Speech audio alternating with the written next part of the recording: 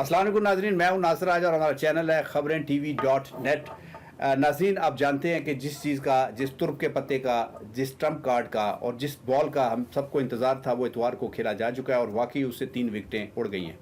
आज हमारे साथ मौजूद हैं जनाब शमशाद मांगड़ साहब। इनसे पूछेंगे कि वो उस बॉल में ऐसा क्या जादू था कि सब की सब विकेटें उड़ गई हैं। अस्सलाम वालेकुम। वालेकुम अस्सलाम। जी शमशाद साहब, आपका क्या ख्याल है? राय साहब, वो तो देखे 3 विकेटें नहीं, पूरी की पूरी 12 जमाते थी एक तरफ, आपको पता है ना। और एक टीम जो है वो 12 खिलाड़ियों पे मुश्तमिल होती है और ये तो वाहिद ऐसी गेंद थी जिससे 12 के 12 आउट हुए हैं। और बुनियादी तौर पे तो राजा साहब, आपने और मैंने 2 दिन पहले जो प्रोग्राम किया था स्पीकर के इख्तियारात के हवाले से, मैंने आपको बताया था कि स्पीकर के पास इतने इख्तियारात हैं और वो हुकूमत जो है वो ग्राउंड बना चुकी हुई है। चूँकि जब सलामती एक कमेटी का इजलास, कौमी सलामती कमेटी का इजलास हुआ, हुकूमत उस लेटर को जो कहा जा रहा है कि जो बैरून मुल्क से लिखा गया वो साजिश थी, उससे वहाँ से उन्होंने वेट करवा लिया था। उसको वेट करवाने के बाद फिर जो एक आप इसको कह लें कि ऑप्शन ज़्यादा हो गए उनके पास, ऑप्शन भी ज़्यादा हो गए, लेकिन इसको गवर्नमेंट ने बड़ा संजीदगी के साथ लिया। और मैं समझता हूँ कि हमारे जो बाबर अवान जो पार्लिमानी उस पार्लिमानी मूर के ना सिर्फ माहिर भी बल्कि वो वजीर भी थे, उनको आप देखें कि ये सारी जो खेल हुआ है ना कल का, जिस पे एक गेंद के ऊपर आप कह रहे हैं, मैंने भी कहा कि 12 खिलाड़ी आउट हुए हैं, इसके जो असल माखज़ है, जो रेक्टर स्केल है, वो बाबर अवान साहब हैं। अब बाबर अवान साहब ने एक कोच का किरदार अदा किया है। बाबर अवान साहब ने स्क्रिप्ट लिखा कि जनाब फवाद चौधरी साहब कौमी असम्बली में फुल बैक के तौर पर जाएंगे और ये एक कॉर्नर है, फुटबॉल में जो कॉर्नर होता है, तो कॉर्नर की हिट वो अपने फुल बैक जनाब कासिम सूरी को देंगे और कासिम सूरी इसको ज़ोरदार हिट लगा के वज़ीर आज़म तक पहुंचा देंगे और वज़ीर आज़म जो है वो इसको हेड करके या एक ज़ोरदार हिट लगा के गोल में फेंक देंगे और फिर जो हमारे जो सदर पाकिस्तान है उनको एडवाइस भेज देंगे कि जी असम्बली तहलील और सदर कहेंगे गोल, और सदर ने ऐसे किया कि गोल हो गया जी वगैरह वगैरह। अब आप देखें जिनको हम अंपायर कहते हैं, हमारे सियासतदान जिनको अंपायर कहते हैं, वो पिंडी वाले हैं। उनसे तो पहले ही हुकूमत वेट करवा चुकी थी उस लेटर को और उसी लेटर को बुनियाद बना के उन्होंने स्पीकर ने कल ये काम किया। और 2 दिन पहले मैंने आपसे कहा भी था कि हुकूमत के पास जो वाहिद ऑप्शन है और हुकूमत ये कर सकती है और वो स्पीकर की वो रूलिंग होगी जो उन्होंने कल दी डिप्टी स्पीकर ने। अब चूंकि मामला चला गया 3rd अंपायर सुप्रीम कोर्ट के पास और ये बड़ा अहम मामला है और वह सुप्रीम कोर्ट में मैं कहता हूं कि बड़ी विन विन पोजीशन है फिर हुकूमत के लिए ही। बुनियादी तौर पे तो देखें, हुकूमत इलेक्शन का ऐलान कर चुकी हुई है और ये वज़ीर आज़म के इस बात में बड़ा वजन है कि 3.5 साल से तो ये यही कह रहे थे कि ये सिलेक्टेड है, ये गैर कानूनी तरीके से जीत के आए हैं, ये धांधली से जीत के आए हैं, तो अब तो हम इलेक्शन में चले गए हैं, तो फिर इलेक्शन पे एतराज़ कैसा? तो मेरा नहीं ख्याल कि सुप्रीम कोर्ट कोई ऐसा फैसला देगी कि जिससे इंतशार फैले।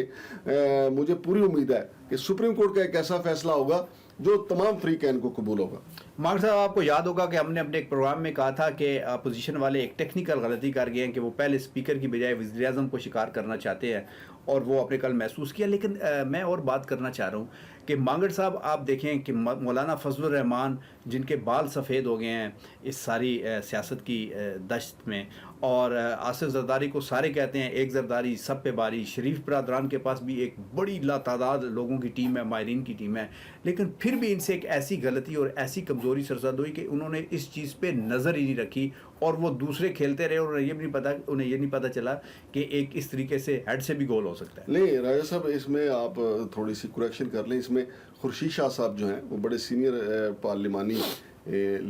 लीडर भी हैं और उस पीपल्स पार्टी के साथ सियासतदान है। हाँ, उनका ये मशवरा था कि पहले स्पीकर के खिलाफ अदम एतमाद लाया जाए और डिप्टी स्पीकर को चेंज किया जाए और उनको इस बात का खदशा भी मौजूद था कि ये पार्लिमानी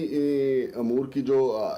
रोलिंग आएगी, जो स्पीकर की रूलिंग आएगी, वो सारे का सारा धड़न तख्ता कर सकती है। लेकिन जाहिर है जब खेल हो रहा होता है, फुटबॉल का हो, क्रिकेट का हो, हॉकी का हो, उसमें गलतियां दोनों तरफ से सरजद होती हैं। इमरान खान ने अगर गलतियां की हैं तो मुत्तहिदा अपोजिशन जो है वो भी गलती कर गई कि उन्होंने स्पीकर के इख्तियारात को जो उस तरीके से चेक नहीं किया जिस तरीके से बाबर अवान ने चेक किया कि हमारे पास ये पता है, हम ये खेल के सारे का सारा मामला जो है वो पलट सकते हैं, और उन्होंने वो पलट दिया। अब देखिए सुप्रीम कोर्ट में आज भी बड़े ज़बरदस्त दलाल हुए हैं और सुप्रीम कोर्ट तो पहले भी उन्होंने कहा है कि हम जो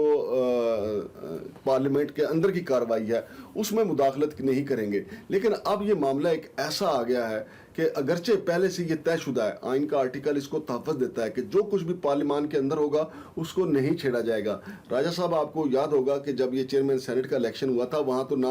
چیئرمین تھا نہ ڈپٹی چیئرمین تھا، بلکہ ایک عام سینیٹر تھے ظفر علی شاہ، جن کو پریزائڈنگ آفیسر بنایا گیا تھا۔ پھر انہوں نے 7 ووٹ کینسل کر دیے تھے اور وہ معاملہ ہائی کورٹ میں بھی گیا تھا، وہاں سے ہائی کورٹ نے بھی انہی کے حق میں فیصلہ دیا، یعنی اپیل کو مسترد کر دیا تھا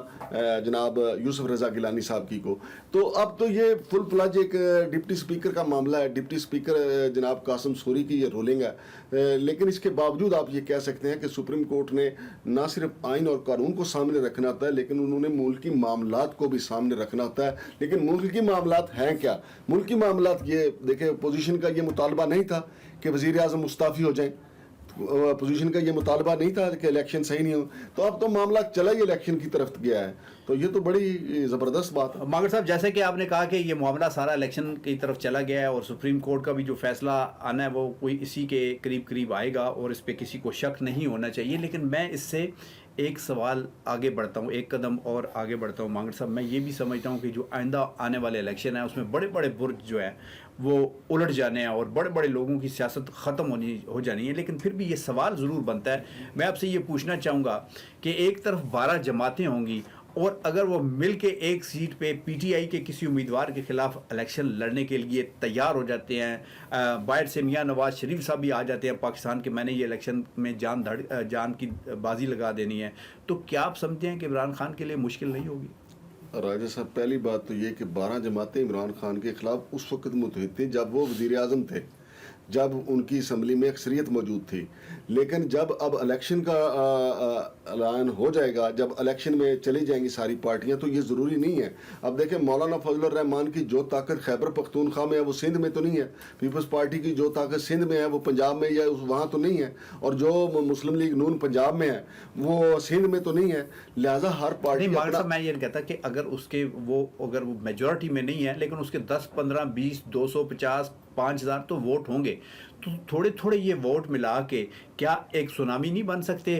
کسی دوسرے امیدوار کے خلاف؟ لیکن راجہ صاحب، 12 جماعتوں کو اکٹھا رکھنا بہت مشکل کام ہوتا ہے۔ متحدہ مجلس عمل بنی تھی نا، ساری مذہبی جماعتوں کا کاٹ تھا، بمشکل انہوں نے اپنی وہ پوزیشن کی جو مدت تھی وہ پوری کی تھی، اور اس کے بعد متحدہ مجلس عمل کہاں گئی؟ اتنی جماعتوں کو اکٹھا رکھنا، ہر ایک کی بات سننا، پھر اس بات کو پورا کرنا بہت مشکل کام ہوتا ہے۔ یہ آپ سے اور مجھ سے زیادہ یہ پارٹیاں جانتی ہیں، لہٰذا 12 جماعتوں کو آصف علی زرداری کے کندھوں پہ بٹھا دینا یا شہباز شریف صاحب کے کندھوں پہ بٹھا دینا بڑا مشکل ہوگا۔ اس لیے راجہ صاحب، جب الیکشن کا ڈھول بجے گا تو میرا نہیں خیال کہ 12 جماعتیں مل کے یہ الیکشن لڑیں گی، البتہ الیکشن لڑنے کے بعد دوبارہ پھر متحد ہو سکتی ہیں۔ مگر صاحب، پنڈی کا کردار آپ کیسے دیکھتے ہیں؟ وہاں سے بظاہر خاموشی نظر آ رہی ہے، لیکن بعض اوقات کہتے ہیں کہ جو خاموشی ہوتی ہے وہ کسی تلاطم خیزی کا پیش خیمہ ہوتی ہے۔ آپ سمجھتے ہیں کہ ایسا ہو سکتا ہے کہ یہ کوئی ایسی بات نہیں ہے؟ رائے صاحب، آپ کے سوال کا جواب وہی ہے جو کل آئی ایس پی آر نے کہا کہ ایبسولوٹلی ناٹ۔ جب وزیر اعظم پاکستان کہہ رہے ہیں کہ وہ نیوٹرل ہیں اور ان کا نیوٹرل ہونا اچھا ہے، اور وہ خود کہہ رہے ہیں کہ ہم نیوٹرل ہیں، تو دیکھیں، نیوٹرل ہونا اچھی بات ہے۔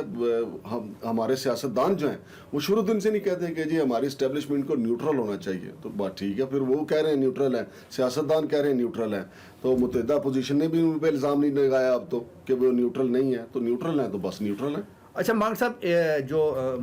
عمران خان صاحب نے جب یہ جوا کھیلا تو سارے لوگوں کا یہ کہنا تھا، ماہرین کا کہنا تھا، اور ہم بھی یہ سوچ رہے تھے کہ وہ 2 ان کے پاس کارڈ ہیں جن کی وجہ سے انہوں نے یہ جوا کھیلا ہے، ایک ای وی ایم الیکٹرانک ووٹنگ مشین اور دوسرے اوورسیز ووٹرز۔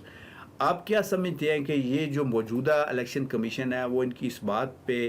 عمل کرتے ہوئے ان کا ساتھ دے گا، یا یہ مشکل امر ہے کہ وہ بیرونی ملک میں جو اوورسیز پاکستانی ہیں وہ بھی ووٹ ڈالیں اور ای وی ایم بھی استعمال ہو؟ دیکھیں راجہ صاحب، اگر یہ موجودہ حالات میں جس طریقے سے اسپیکر نے رولنگ دے کے معاملات کو الیکشن عام انتخابات کی طرف دھکیل دیا، اور وزیر اعظم جو ہے وہ مزید 15 دن وزیر اعظم رہ سکتے ہیں، آج آئینی اور قانونی ماہرین نے کہا ہے، تو پھر ای وی ایم مشین کا استعمال بھی ہوگا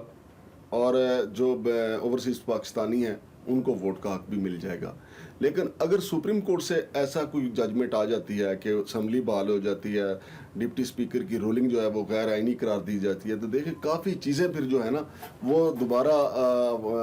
اپنے بحالی کی طرف چلے جائیں گی. مثال کے طور پہ اسمبلی بحال ہو جائے گی, وزیر اعظم بھی اپنی جگہ پہ آ جائیں گے, اور پھر نئے سرے سے اس کا تحریک عدم اعتماد کا تعین ہوگا کہ وہ کس دن پیش ہوگی, کیا ہوگا, پھر اگلا معاملہ کیا ہوگا. اور جہاں تک یہ پی ٹی آئی والے کہہ رہے ہیں نا کہ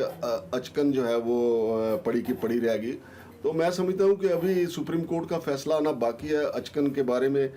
سپریم کورٹ بہتر بتائے گی کہ اچکن اب پہن نہیں استعمال ہے, ہو سکتی ہے کہ نہیں, اور نہ بھی ہو یار, آگے عید آ رہی ہے, دونوں باپ بیٹا عید پہ پہن لیں گے, کیا حرج ہے اس میں. اچھا ماغر صاح, جب آپ کی جو قومی اسمبلی ہے اس کو توڑ دیا جاتا ہے, تحلیل کر دیا جاتا ہے, ختم کر دیا جاتا ہے, تو پھر جو صوبائی اسمبلیاں ہیں اس کے الیکشن ایسا تو نہیں ہوتا کہ 6 مہینے بعد یا سال بعد یا 5 سال وہ پورے کریں, مدت تب ہو گئے, تو اس کو بھی تحلیل ہی ہوتا ہے آٹومیٹیکلی. کیا آپ سمجھتے ہیں کہ یہ جو ساری ایکسرسائز کر رہے ہیں پنجاب میں یہ مؤثر ہوگی اور اس کا کوئی فائدہ بھی ہوگا؟ ویسے میں نے رائے صاحب بہت کم دیکھا ہے کہ اگر کوئی مریض وینٹیلیٹر پہ چلا جائے پھر وہ تندرست زندگی گزارے. اسی طریقے سے میں نے تو نہیں کبھی دیکھا کہ ایک دفعہ الیکشن کا ماحول بن جائے. اب جب غلام اسحاق خان نے نواز شریف کی اسمبلی توڑ دی تھی, سپریم کورٹ سے بحالی کے باوجود بھی وہ بحال نہیں ہو پائے تھے, کیونکہ وہ ساری اسمبلی جو ہے وہ وینٹیلیٹر پہ چلی گئی تھی, پھر ساری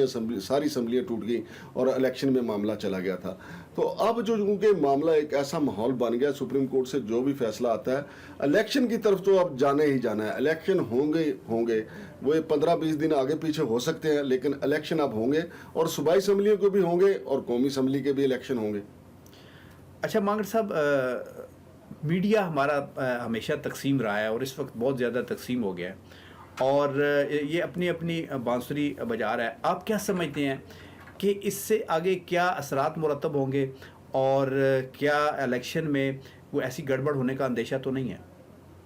راجہ صاحب, میرا نہیں خیال کہ الیکشن میں گڑبڑ ہونے کا اندیشہ ہے. اس کی وجہ یہ ہے کہ جن کی وجہ سے جن پہ گڑبڑ کرنے کا الزام لگایا جاتا ہے, حکومت بھی ان کو نیوٹرل کہہ رہی ہے, متحدہ اپوزیشن بھی نیوٹرل کہہ رہی ہے, اور اگر اے وی ایم مشینیں آ جاتی ہیں تو لازمی طور پہ بہتری آئے گی. البتہ ایک ہمارا کلچر ضرور ہے کہ جتنا مرضی آپ شفاف الیکشن کروا لیں, دھاندلی کے الزامات آتے ہی آتے ہیں. ہارنے والا فریق جو ہے وہ کوئی نہ کوئی چیزیں ایسی نکال ہی لاتا ہے کہ جی اس طرح دھاندلی ہوئی, اس طرح دھاندلی ہوئی. اب دیکھتے ہیں کہ صاحب کو سارے انتظامات, نیوٹرل امپائر کے سارے انتظامات ہونے کے باوجود بھی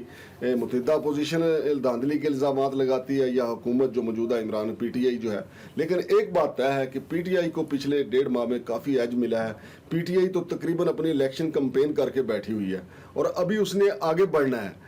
جبکہ متحدہ مجلس عمل اپنی متحدہ اپوزیشن جو ہے وہ اپنی تحریک عدم اعتماد لے کے بیٹھی رہی, عمران خان اپنی الیکشن کمپین کرتے رہے. یہ ایج حاصل ہے ان کو. مانگر صاحب بہت شکریہ آپ کا, اور اپنے ناظرین کا بھی شکریہ ادا کریں گے. ناظرین, عدالت کچھ بھی فیصلہ دے سکتی ہے, آئندہ 2 دنوں میں, ہفتے میں کچھ صورتحال بدل بھی سکتی ہے, لیکن ایک بات یاد رکھیے گا کہ اگر آپ کو کبھی بھی